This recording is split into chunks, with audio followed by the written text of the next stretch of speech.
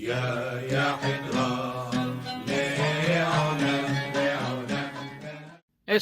Minhag of the Week, Special Edition.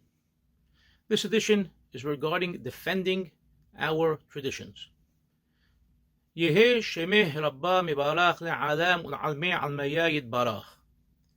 Recently, a video came out based upon a book from Israel talking about the custom of Aleppo in the words of Qaddish.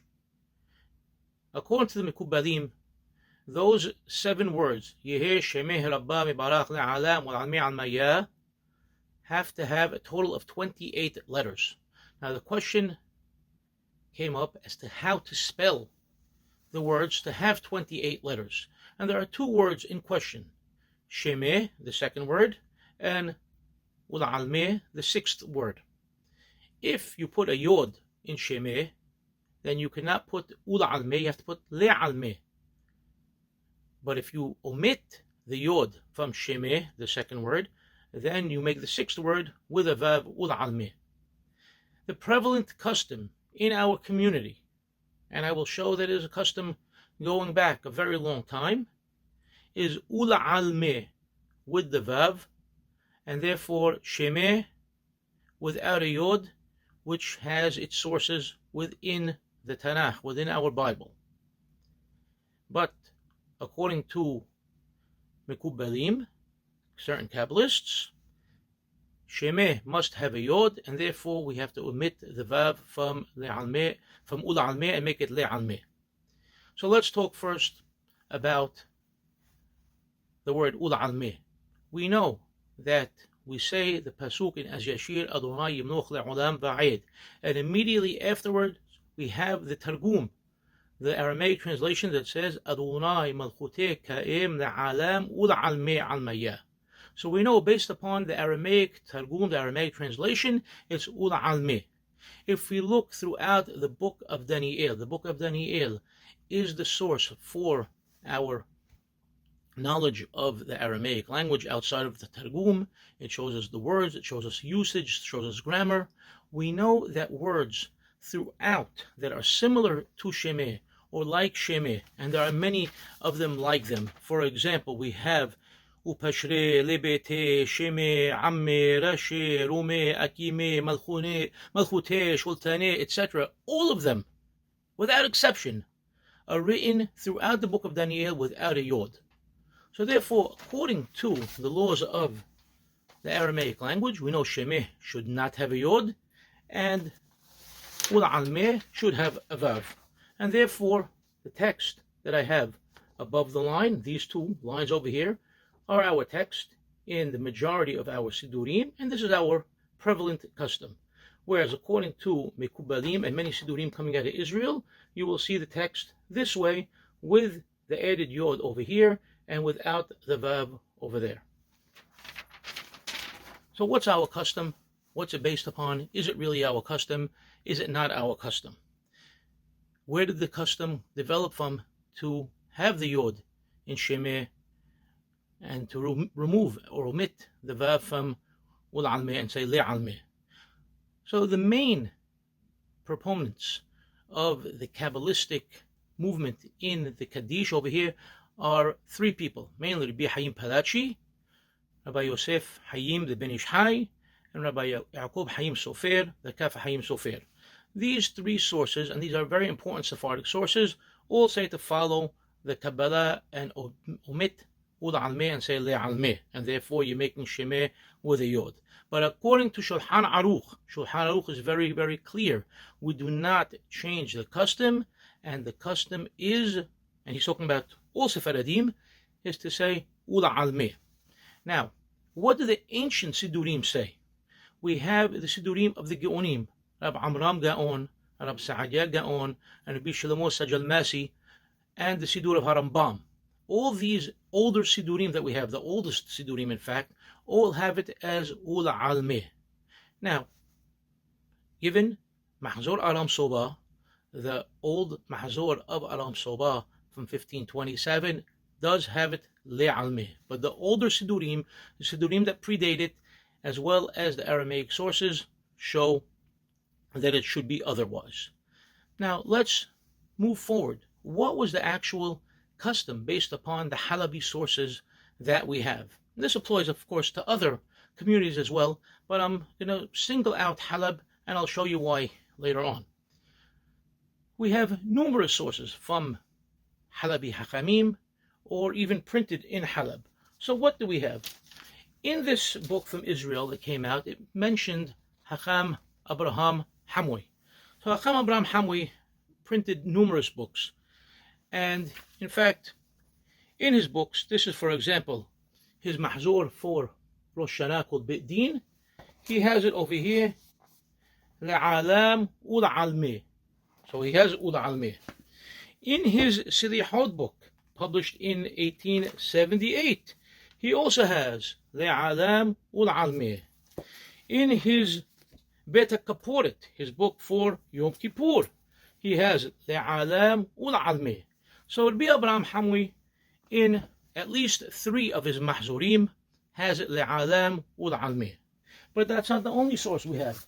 We have Hacham Yishak Moshe Mordechai Dayan, who was from Halab, as it says on the title page. I made a photocopy from a friend of mine who had this book, and he published Selihot book in Yerushalayim in 1885. And what does he have? And this follows the Minhagim of Aram Sobat. He has Viduy Gadol in it, so we know it's authentic. And he has Le'alam Ul Almi. So once again, Le'alam Ul Almi. But we have, in fact, the only 2 prayer books published in Aleppo. We have Sidur Ulat Tamid by Hacham Yishaya Dayan, who was also mentioned in this book from Israel. Hacham Yishaya Dayan, in his Sidur from Minhan Arbit, says it over here, and it's in small print, but you could definitely see it. Ul Almi, it's there. And the only other Sidur published in Aleppo was published in 1915 by Azra Jujari. Again, Le'alam Ul Almi. So we have Le'alam Ul Almi. If you want to say, well, maybe the Mekubalim of Halab said different. So we have Hacham Yishak Alfiyeh, who was a famous Mekubal from Halab, moved to Yerushalayim. He published a book called Siyah Yishak. In his Siyah Yishak, he also has it as, this was published in Yerushalayim 1923, and he has it over here, Le'alam Ul Almi. So all these sources that are either from Hachamim of Halab or published in Halab all have it as Ul Almi. And this was basically the case among almost all Sephardim. Now, the book from Israel also contends that in Halab they used Sidur Bet Obed. Bet Obed was the most common Sidur in Halab. Well, true and not true. It was common, but it wasn't the most common. The most common Sidurim in Halab all came from Livorno, like Bet Obed did, but the common Sidur used by the masses was Tefilat HaChodesh. Bet Obed was used by more learned people, okay? But the most common person had the Tefilat HaChodesh. Granted, both Tefilat HaChodesh and Bet Obed were published in Livorno, and they did not have Ul Almi, they had Le Almi. And that's because they were based upon the Mekubalim and writings of the Hida, etc. What else did this book from Israel say? It said that based upon Hacham Yishaya Dayan. So he showed you Hacham Yishaya Dayan in his Ulat Tamid, had it Ul Almi. He has a book called Zik Kitab Yadi, and in Zik Kitab Yadi, he talked about the subject, and he showed the importance, and more than the importance, that there is definitely a place, and possibly a prominent place for saying Le'alam, but he didn't say it to change the Minhag, and he didn't say that's the Minhag of Halab.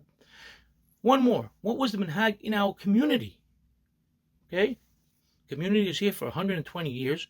What's the Minhag of the community? So we didn't start printing our own Sidurim until 1974. 1974, Gabriel Shrem, who was a Hazan in the community for over 45 years, from about 1941 till about 1986, he published the first community Sidur called Beit Yosef Ve'ohel Abraham. It has the approbation of Acham Baruch ben Hayim. I'm bringing him up because his name was brought up in the video as well. So we have the approbation of Acham Baruch. And he based his Sidur on a book from Israel called Tefilat Yesharim. Tefilat Yesharim, based upon Mekubalim, it does not have it as Ul Almi. It has Le Almi. Gabriel Shrem insisted that the printer insert the Vav throughout the Sidur to make it Ula Almeh. Once again, showing what the custom of our community. Just in case we're mistaken, I checked with the Halabi community in Argentina. I checked with the main Hazan and upkeeper of the Minhagim, Ostaz Daniel Binker, and I checked with Hakam Shlomo Antebi Sa'a, what is the Minhag over there, and both of them unequivocally stated that the Halabi Minhag le'alam ul almeh. So we know this is the Minhag, this is what we do. Not that there was no person in Halab saying le'alam le'almeh. No, le'almeh also existed, but to come and discredit those who say ul almeh is a problem.